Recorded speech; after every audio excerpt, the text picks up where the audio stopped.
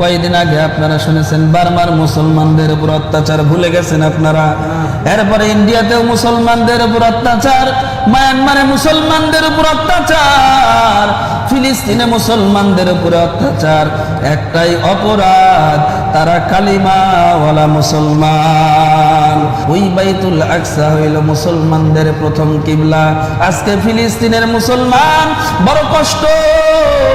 রমজান মাস, ইফতারের সামনে নিয়ে কত সুন্দর সুন্দর খাবার খান আপনারা, সাহারির সময় কত ভালো ভালো খাবার খান, কিন্তু ওই বেঈমানগুলি, ইহুদিগুলি, ইসরায়েলি নাফরমান কুলাঙ্গারগুলি, আল্লাহর বান্দা মুসলমানদের উপরে এত আঘাত করতেছে। সাহারির সময় মা সাহারি রান্না করতে গেছে, সন্তানরে সাহারি খাওয়াইবে, স্বামীরে সাহারি খাওয়াবে, ছোট্ট বাচ্চাগুলি ঘরের মধ্যে সাহারির জন্য অপেক্ষা করতেছে, কোন সময় সাহারি হবে। আমরা অল্প কিছু হইলেও খাবার খায়া রমজানের রোজা রাখবো, সুবহানাল্লাহ বলেন। এমন সময় এমন ভাবে আঘাত করলো, তাদের উপরে পাথরের মতো করে বোম মারা শুরু করে দিল, গুলি বর্ষণ করা শুরু করলো।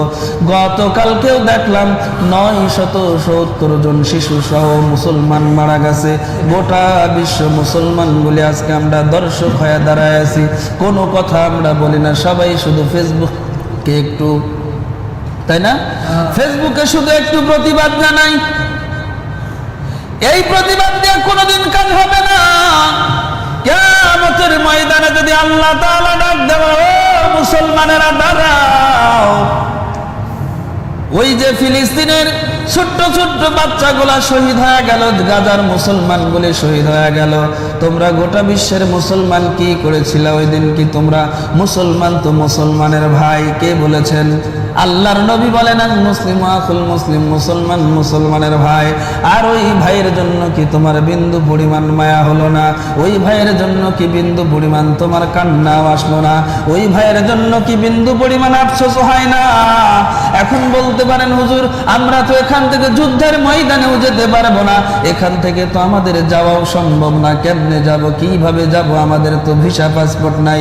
আল্লাহর কাছে দোয়া করতে পারেন, আল্লাহ আমার ফিলিস্তিনের মা বোনদের এবং ভাইদের হিফাজতের জিম্মাদার তুমি আল্লাহ হয়ে যাও।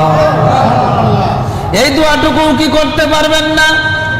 নিজের লক্ষ্য থেকে যদি এই একটা টাকাও হয়, ফিলিস্তিনের মুসলমানদের জন্য দান করে দিবেন। আল্লাহ আমার ভাইয়েরা খাবার পায় না, আমার মায়েরা খাবার পায় না।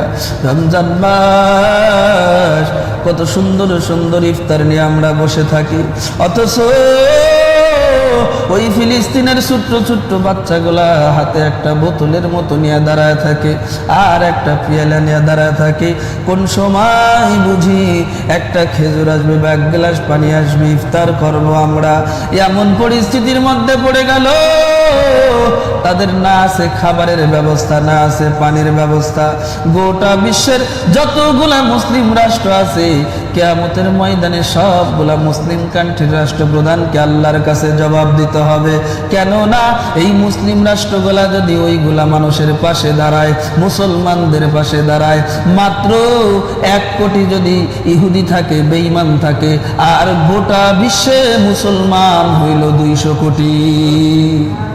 কয়েকদিন আগে আপনারা শুনেছেন বার্মার মুসলমানদের উপর অত্যাচার, ভুলে গেছেন আপনারা?